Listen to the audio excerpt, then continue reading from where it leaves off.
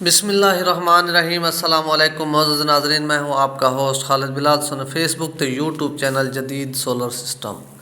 उम्मीद करना कि सारे दोस्त खैरियत नाल हुसन ते सोलर के हवाले नाल अपडेट, क्योंकि दूर यहाँ तो अपडेट असां कोई नहीं की थी। रेटां का कोई खास रद्दो बदल भी कोई नहीं थिया।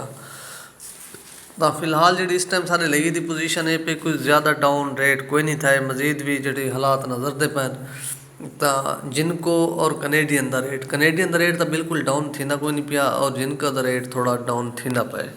तो बाकी लॉन्जी का भी रेट कुछ डाउन था, बाकी मुख्तलिफ पैनल जिन रेट कम थे। तो लेकिन कनेडियन का रेट को खास डाउन इस टाइम कोई नहीं थी पिया। तो मजीद भी उनकी कोई ज़्यादा डाउन थियण की खबर भी फिलहाल कोई नहीं मिलती पई। तो इंशाअल्लाह नवे माल भी आवन वाले, जिस वे नवे माल है हो सकते कोई रेट इन्हें कम थी वन। लेकिन फिलहाल तो बाकी काफ़ी दोस्त ये पुछते हैं कि भी रेट आंदे क्या हालात बन सन, आने वाले टाइम के रेट अप थी सन डाउन थी सन। तकरीबन जो सारे अपने तजर्बे के मुताबिक तो पहले भी जो हालात गुजरते रेटा के, तो 12वें महीने तक रेट जो ना डाउन थी। 12वें तो बाद वाला रेट स्टेबल थियण पिया, बाज़ात अप थियण पिया, या रेट बिल्कुल ही रुक वेंदन। तो हो सकते सोलर मार्केट है कोई पक्का कन्फर्म खबर कोई नहीं होंगी, कंहिं वेले भी रेट अप भी थी सकते डाउन भी थी सकते। इहदे काफ़ी वड्डे वड्डे कारोबार हैं जिन्हें उन्हें नवी चीज़ से यकीन कोई नहीं होंदा रेट दी क्या बनती है। तो लेकिन अपनी राय के मुताबिक पोजीशन ये नज़र दी है। बाकी अल्लाह बेहतरी करे सी, बाकी जी भी पोजीशन हो इंशाल्लाह वो भी अपडेट करे सूँ। तो इस टाइम जी मार्केट की पोजीशन है पी, सब तो पहले लॉन्जी हाईमो 555 और 60 वाट के माल आंदा पे। तो वही पे ₹27.50 पर वाट, और हाईमो 6 की जी पोजीशन है पे 575 80 85 की, वो है पे ₹28 पर वाट। और इस तो इलावा बाकी है हाईमो 7 की इस टाइम जी पोजीशन है पे होंगी वो है पे ₹31.50 पर वाट। और बाकी है जिनको एन टाइप सिंगल गिलास और डबल गिलास, उनकी जी इस टाइम पोजीशन है पे वो है पे ₹31 पर वाट। और बाकी है जिनको एन टाइप पी टाइप 555 वाट, उनकी इस टाइम जी पोजीशन है पे वो तकरीबन है पे ₹26.50 पर वाट।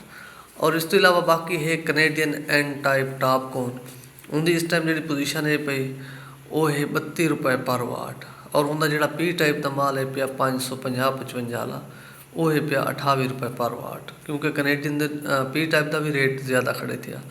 और इस तो इलावा बाकी है कराउन कंपनी की भी पोजीशन इस टाइम इवें कि उनका भी जो एन टाइप का डबल गिलास माल है पिया ₹29 पर वाट, और जो उनका एन टाइप का सिंगल गिलास माल है पिया वो ₹28 पर वाट।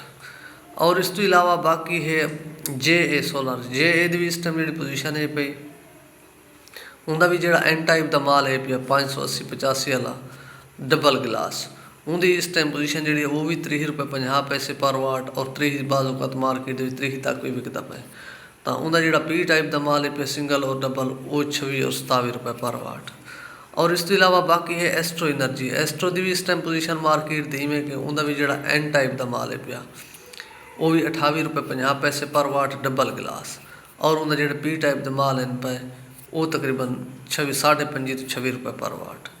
और इस तो इलावा बाकी है ओस्डा कंपनी, ओस्डा की भी इस टाइम जी पोजीशन है पई एन टाइप की, वो भी ₹28 पर वाट डबल गिलास।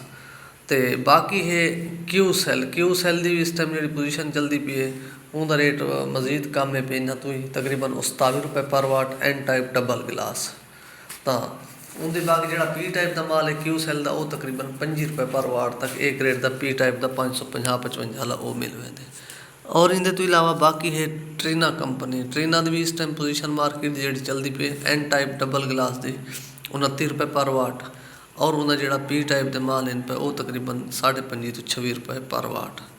और इस तो इलावा बाकी है इनवरेक्स का भी काफ़ी दिन तो रेट कोई नहीं दसा, उनकी भी इस टाइम जी मार्केट की पोजीशन चलती पी है वो भी एन टाइप डबल गिलास की जी चलती पी है वो तकरीबन ₹32 पर वाट चलती पी है।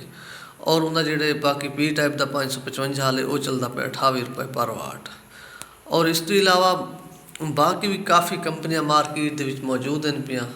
तो इंशाअल्लाह बी ग्रेड के जोड़े पैनल हैं पे उन्होंने भी रेट काफ़ी डाउन थे, वो भी तकरीबन 20 तक भी पर वाट इस टाइम मिल वेंदे।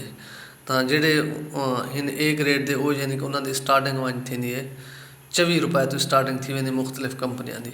बाकी भी काफ़ी कंपनियां हिन पे, यानी कि उन्होंने रेट जेडे ना एन टाइप के इन्हें तो 26 रुपए तक भी आ वेंदे मुख्तलिफ कंपनियां दे। तो इन्हें चलता रहा इंशाल्लाह, मजीद जी भी उसी अपडेट करे सो, अपना ख्याल करे सो, दे सो इजाज़त, अल्लाह हाफिज़।